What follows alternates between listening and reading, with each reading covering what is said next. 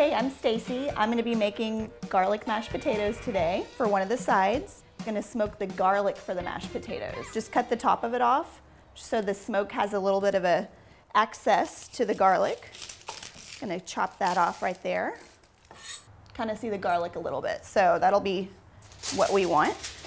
Just leave the skin on. Once it's smoked, it'll be easy to remove from that, so we don't need to worry about that. Right now, I'm just gonna take a little bit of olive oil, just kind of do a little drizzle. You could even get a little on the foil. I'm gonna take a pinch of salt onto the garlic. Then we can just roll it up. The turkey's on right now, and we'll just throw it out there.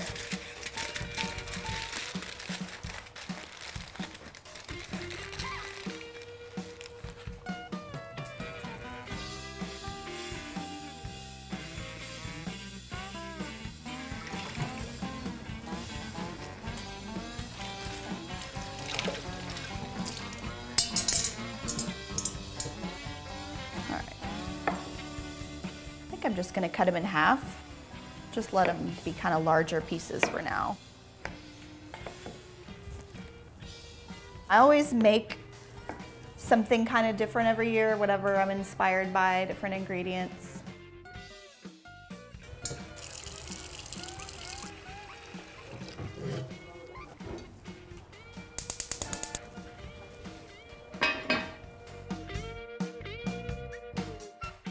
All right. Got some fresh green beans. These are actually local from Johnson Family Backyard. So I'm just gonna snip them off, and then once I have enough, I'll just rinse it. I'm gonna throw some shishito peppers in there as well. They're Japanese frying peppers. They're not spicy, maybe 1 in 20 is actually spicy. They add a lot of flavor. We're gonna grill those up as well as the green beans. Make a little vinaigrette and then toss it all together. And that'll be our green bean side dish for Thanksgiving.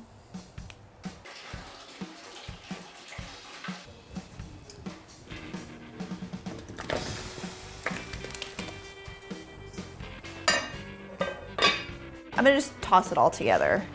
That way the shishitos get a little bit of oil. I'm gonna take a pinch of salt. Kind of messy.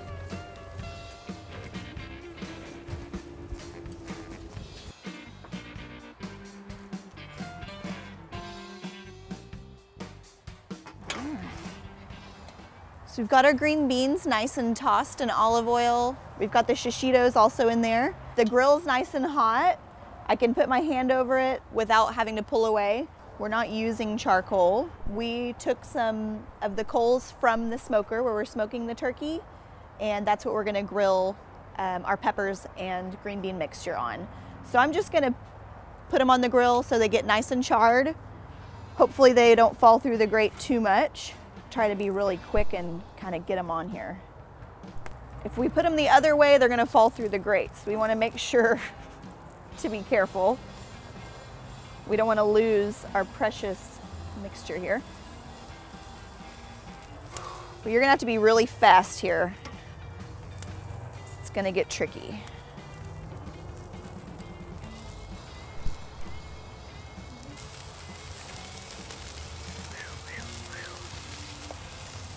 So these are starting to really get some color. I want to make sure I don't burn them. I'm kind of going to move them around a little bit.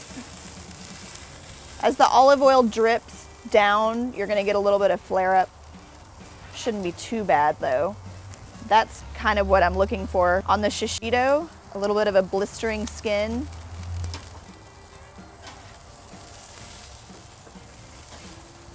I like a really snappy green bean, so I'm gonna probably pull them off before they get cooked too much. Just a little bit of color, a little bit of char. Keep them nice and crisp. All right, these guys, get back in there. Just kind of pick them off as you see them starting to get really done.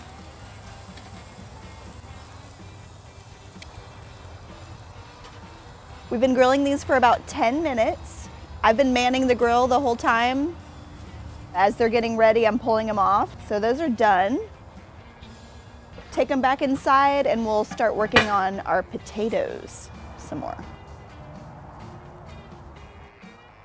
Alrighty, so we're an hour and a half into this here turkey cook. Been maintaining between 300 and 325 degrees. Fire's not quite as clean as I would have liked it to have been. I'm gonna open up the lid, I'm gonna check it for color. I suspect it's about time to wrap it, and I'm also gonna put a ton of butter in there to keep it moist and add some fat, because turkey's a pretty dry meat and I wanna add fat to it to help keep it moist.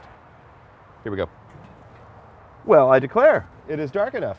We're gonna wrap this thing. When you pick these things up, be really careful not to pick it up and pour all the juices out of the cavity. That's a really easy way to burn the crap out of your foot. I'm gonna temp it in the breast right here, and I'm gonna temp it in the side just to get kind of an idea. Even though it's a real small turkey, it's a small cooker, and it's just gonna take a while.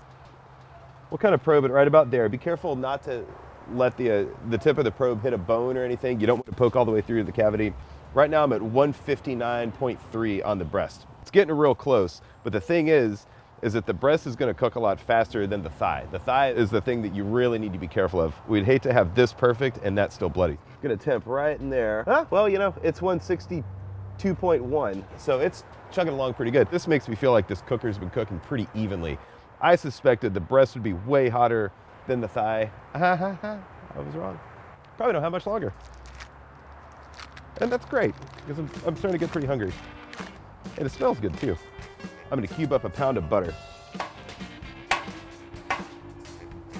This is the secret ingredient to any turkey or chicken. It's actually the secret to life.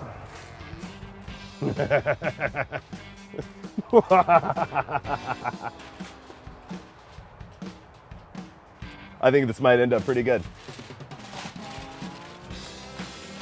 We're pretty much making a foil tent. Gonna kind of wrap it up that way. Seal it up pretty good. I'm just gonna let the butter melt to the bottom. It's gonna cook in. The foil's gonna retain moisture in there. It's gonna melt. It's gonna get really good. Its final temp is gonna be 165. That's the safe temperature for poultry. Always remember that. Shut the lid. Or not shut the lid. Stace, your garlic. You wanna check your garlic? All right, let's see. What's it looking like? What's it looking like? Pull it off and just kind of see what it looks like. So you just want to give it a good squeeze. Make sure it's really nice and tender. It'll kind of start to come up out of the skin. It's ready to go. We'll just pull that off. Good looking. Thank you. If I'm looking, I ain't cooking.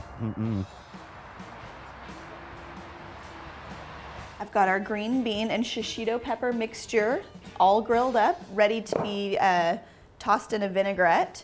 You could buy a vinaigrette from the store. I'm gonna just make a really quick one. I've got some chopped onion, probably about 2 tablespoons. About a tablespoon of Dijon mustard. I like champagne vinegar, a little bit of that. Add a pinch of salt, a little bit of pepper, and then I'm just gonna pour in slowly some olive oil. The Dijon mustard helps emulsify the vinaigrette. That way your vinegar and your olive oil aren't just separating like crazy. I think it also adds a nice taste. I'm just gonna pour my mixture over the green beans and shishito peppers. I've also got some toasted almonds, just kind of depending on how much you like. Just gonna kind of mix it up a bit. This could be cold, it could be warm. I think warm would be better, so we're also gonna add some blue cheese. You could add feta, kind of break it up a bit, throw it in there. Little crumblies. It definitely adds a lot of flavor. So you wanna just make sure and taste it, add a little extra salt if you like, and that's it. Will you hold the strainer for me? I sure will. Please. You're not gonna burn me, are you? I've been burned before. Try not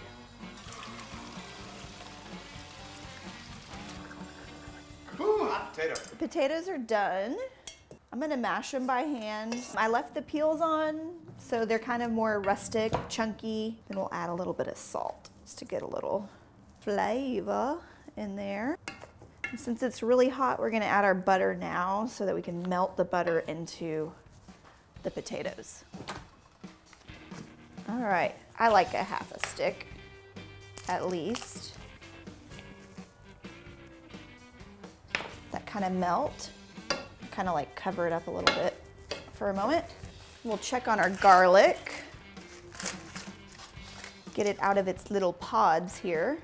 I love garlic. You don't have to use the whole thing. You could save it and use it for something else. But I kind of think I want to put all that we can in there, make it crazy garlicky. Let's just squeeze it in there. Just call it a day. Ooh. Mash this stuff up. Butter is kind of finding little pockets in there. It's all melted. I've got cream and I've got milk. We're just gonna add a little bit of both. And I kind of want to add a little bit more butter. I'm thinking maybe another 2 tablespoons.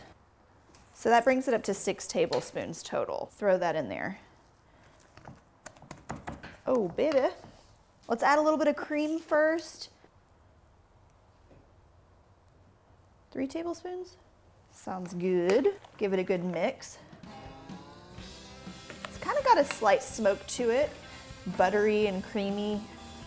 Smells delish. And then maybe just like a couple more tablespoons of whatever kind of milk you have on hand. We're just gonna throw a little bit of pepper in there too, and that's it. They're hot and ready. We could keep them warm in a low oven until we're ready to serve the turkey, or you could make them the day before and just cool them off and then put them in the fridge overnight. That's done. And I'm gonna clean up my mess really quick.